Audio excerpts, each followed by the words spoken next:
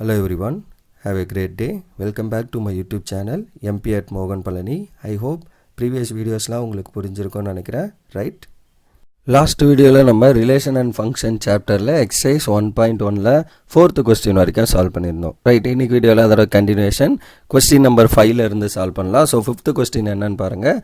Check whether the relation R in script R, that is set of all real number is defined as. இந்த R கொடுத்தாங்கனாலே, அதாவது உங்கள் புக்கில் பார்த்தீங்கன்னா இந்த ஆரை கொஞ்சம் போல்டாக கொடுத்துருப்பாங்க, இது நார்மல் ஆரில் இருக்கும், ரைட்?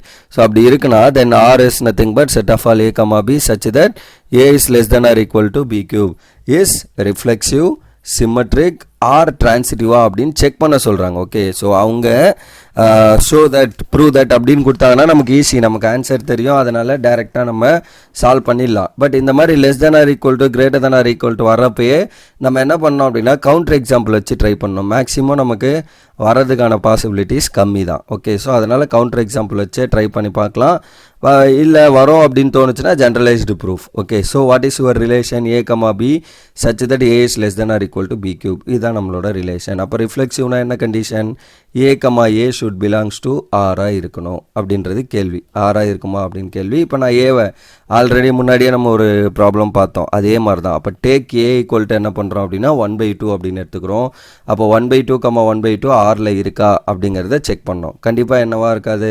இருக்காது. ஏன்னா 1/2 is strictly greater than 1/2 the whole cube. 1/2 cube நமக்கு என்ன?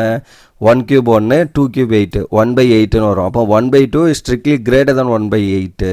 ஏன்னா 1/2 ஓட ஆன்சர் வந்து உங்களுக்கு என்ன வரும் அப்படின்னா 0.5 வரும், ரைட்? ஸோ 1/2 ஓட ஆன்சர் என்ன? 0.5ன்னு வரும். 1/8 ஓட ஆன்சர் வந்து 0.125 வரும்னு நினைக்கிறேன். எஸ், 125. ஸோ அப்போ இது ரெண்டில் எது பெருசு? இதுதான் பெருசு. But what is your relation? A comma b வந்து ரிலேஷனில் இருக்குது அப்படின்னா ஏ வந்து நமக்கு என்னவா இருக்கணும்? Less than or equal to பியோட கியூபாக இருக்கணும், ரைட்? பட் நமக்கு என்னவா வருது? கிரேட்டர் தானாக இருக்குது. அதனால டெஃபினெட்லி இது வந்து என்ன, நமக்கு ரிஃப்ளெக்சிவ் கிடையாது. Therefore 1/2 1/2 does not belongs to R. Therefore R is not reflexive, right? That's it. First condition reflexive இல்லை அப்படின்னு செக் பண்ணியாச்சு. செகண்ட் ஒன் என்ன? சிமெட்ரிக்கா அப்படின்னு செக் பண்ணோம். சிமெட்ரிக்னா என்ன? ஏ கமா பி நீங்கள் ரிலேஷனில் எடுத்திங்கன்னா பி கமா ஏ ரிலேஷனில் இருக்கா அப்படின்றத பார்க்கணும். So again counter example try பண்ணுறோம். ஸோ நான் ஏ வந்து 1னோ பி வந்து 2னோ நம்ம எடுத்துக்கிறோம். அப்போ என்ன ஆகும்? 1 is strictly less than 2 cube. Yes, definitely. ஏன்னா 2 கியூபோட value 8, so 1 is less than 8. So 1, 2 belongs to ஆருங்கிறது ட்ரூ. பட் 2, 1 ஆரில் இருக்குமா அப்படின்னு கேட்டிங்கன்னா டெஃபினெட்லி நாட். ஏன்னா 2 is not less than or equal to the 1 cube, right? 2 is strictly greater than 1 cube, but it is not strictly less than 1 cube இருக்காது. therefore R is என்னது? Not symmetric. அவ்வளோதான். இந்த மாதிரி less than or greater than அந்த மாதிரி case வருதுனாலே maximum counter example வச்சு try பண்ண வேண்டியதான். சிமெட்ரிக் ரிஃப்ளெக்சிவ்லாம் வர்றதுக்கான பாசிபிலிட்டி ரொம்ப ரொம்ப கம்மி தான். Okay, then transitive, third case டிரான்சிட்டிவா அப்படின்னு செக் பண்ணோம். அப்போ a comma b and b comma c ஆரில் இருக்குது அப்படின்னு எடுத்திங்கன்னா தென் ஏ கமா சி ஆரில் இருக்கா அப்படின்றத பார்க்கணும். லெட்டஸ்ட் டேக் ஏக்கு பதில் என்னென்னா 3யும் பிக்கு பதில் 3/2வும் சிக்கு பதில் 6/5வும் எடுத்துக்கிறேன். அப்படியே இதை வச்சு எழுதுறது 3, இந்த 3ல் ஒரு பாதி 3/2 அண்ட் இது கூட நான் ஒரு 2 மல்டிப்ளை பண்ணால் 6/5 அப்படிங்கிற மாதிரி ஒரு 3 நம்பர்ஸை நான் ரேண்டமாக எடுத்துக்கிறேன். இதை வச்சு செக் பண்ண போகிறோம். அப்போ ஏ கமா பி உள்ளே இருக்கான்னு பார்க்கணும். அது ஏ வேல்யூ என்ன? 3, பி வேல்யூ 3/2. அப்போ 3, 3/2 உங்களோட ரிலேஷனில் இருக்கான்னு பார்க்கணும். ரிலேஷனில் இருக்குன்னா a is less than b கியூபாக வரணும். அப்போ a is less than or equal to வரலாம், பட் லெஸ் தென் தான் நம்ம கேஸாக வரும். So a is less than b cube. B கியூபோட ஆன்சர் என்ன? 3/2 the whole cube. So 3 cube என்ன? 27. ஸோ 27/2 கியூப் வந்து 8. அப்போ 3 is strictly less than 27/8. ஏன் அப்படின்னா 3 is less than 27/8ங்கிறது கண்டிப்பாக வரும். ஏன்னா 27/8 பண்ணிங்கன்னா you will get definitely greater than 3 தான், ரைட்? ஸோ 27/8 பண்ணிங்கன்னா you will get 3.3 சம்திங் வரும். ஸோ டெஃபினெட்லி இது வந்து என்னது? கிரேட்டர் தென் நம்பர் 3 தான். ஓகே, ஸோ அப்போ இது வந்து என்ன? Belongs to R. ஸோ அப்போ ஏ கமா பி வந்து ரிலேஷனுக்குள்ளே இருக்குது. Similarly b comma c, second one b comma c ரிலேஷனில் இருக்கான்னு பார்க்கணும். ஸோ பி வேல்யூவை நம்ம 3/2ஆகவும் சி வேல்யூவை 6/5ஆகவும் எடுத்திருக்கோம். இது ஆரில் இருக்கா அப்படிங்கிறத செக் பண்ணுறோம். எஸ், டெஃபினட்டாக இருக்கும். ஏன் அப்படின்னா 3/2 is less then 6/5 the whole cube. 6 cube என்ன? 216. 5 கியூப் பண்ணிங்கன்னா 125. இங்கே 3/2. 3/2னா என்ன? 1.5 இஸ் லெஸ் தென் இதோ டிவைட் பண்ணிங்கன்னா வில் கெட் 1.728ன்னு வருது. பட் நமக்கு பார்த்தாலே தெரியுது இதை விட இது கிரேட்டராக தான் இருக்கும் அப்படிங்கிறது. Right, so 1.728. அப்போ தே ஆர் கிரேட்டர் தென். அப்போ என்ன வரும், 3/2, 6/5 பிலாங்ஸ் டு ஆர். அதாவது பி சியும் வந்து ஆரில் இருக்குது. பட் என்ன அப்படின்னா சி வந்து ஆரில் இல்லை. ஏ வேல்யூ என்னவா எடுத்திருக்கோம் 3, சி வேல்யூ வந்து நம்ம கன்சிடர் பண்ணியிருக்கிறது 6/5. அப்போ 3, 6/5 ஆரில் இருக்கான்னு செக் பண்ணோம்னா டெஃபினெட்லி நாட். ஏன்னா 3 is not less than or equal to 6/5 the whole cube. 6/5 the whole கியூபோட ஆன்சர் இப்போ தான் பார்த்தோம், என்னது 1.728. ஸோ அப்போ 1.728ங்கிறது 3ஐ விட சின்ன number, strictly less than number, right. But இங்கே வந்து greater than or equal to கொடுத்துருக்கோம். அப்போ இது வந்து டெஃபினெட்லி நாட் ட்ரூ.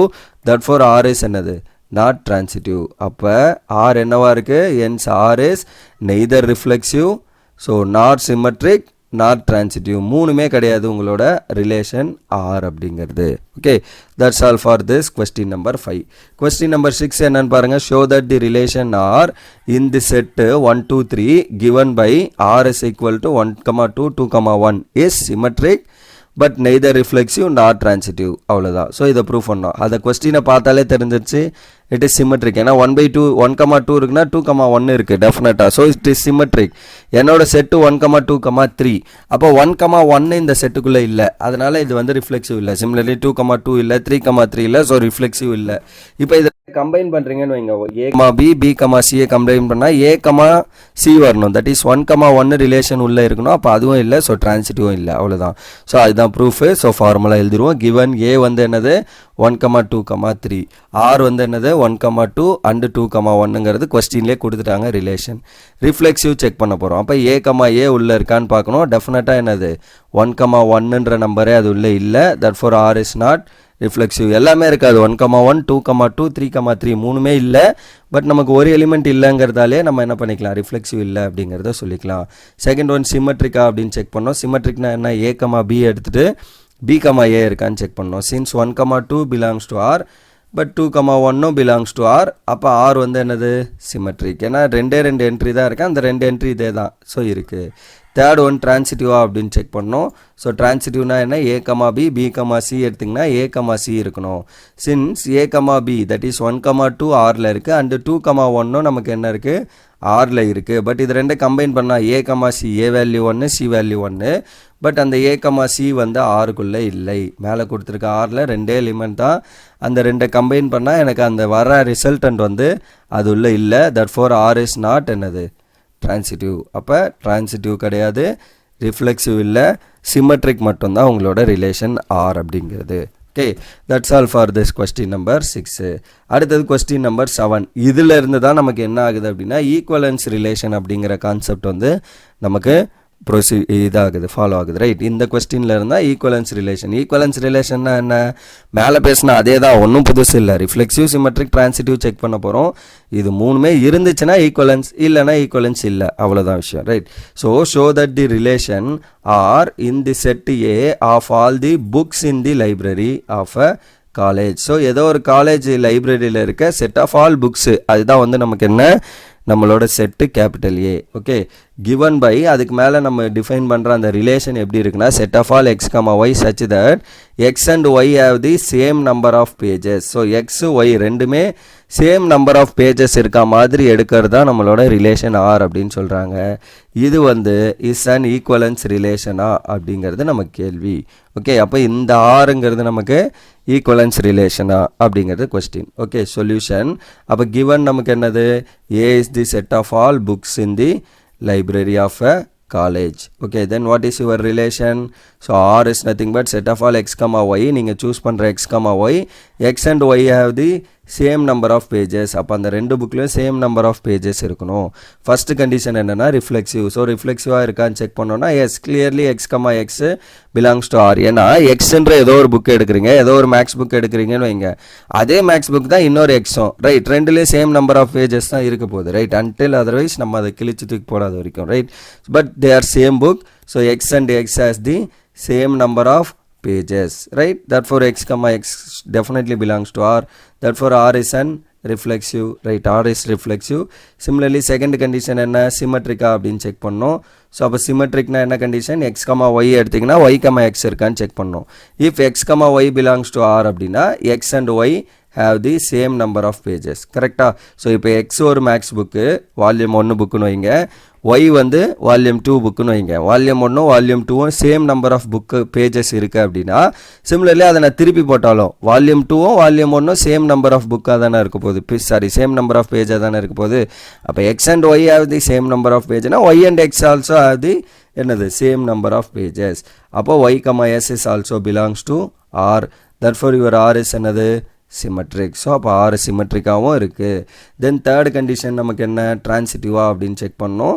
ஸோ அப்போ டிரான்சிட்டிவிட்டி செக் பண்ணோன்னா என்ன பண்ணோம், எக்ஸ் கமா ஒய் ஆரில் இருக்குது, ஒய் கமா இசட் ஆரில் இருக்குன்னா தென் எக்ஸ் கமா இசட் ஆரில் இருக்கான்னு செக் பண்ணோம். ஸோ இப்போ நம்ம ஏ கமா பின்னு பேசியிருந்தோம், இங்கே எக்ஸ் கமா ஒய் பேசுகிறோமே அப்படின்லாம் கன்ஃபியூஸ் ஆகிக்காதுங்க. அங்கேயே ஏ கமா பின்னா ஜென்ரலாக எனக்கு அங்கே ஏபியில் இருக்குது இல்லை நம்பராக இருக்குது, அதனால் ஜென்ரலைஸ்டு ஃபார்முலா ஏபியை யூஸ் பண்ணேன். பட் எனக்கு இங்கே கொஸ்டின்லேயே அவங்க வந்து in terms of x and ஒயில் கொடுத்துருக்கிறதால I'm using x and y, right? இதே நீங்கள் ஏன்னு எடுக்கலாம், நோ ப்ராப்ளம். ஓகே, ஸோ அப்போ x comma y belongs to ஆர்னா என்ன அர்த்தம், x and y have the same number of pages, right?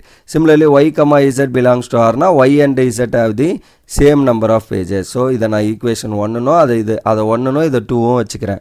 From 1 and 2 நம்ம என்ன சொல்லிடலாம், x and z have the same number of pages.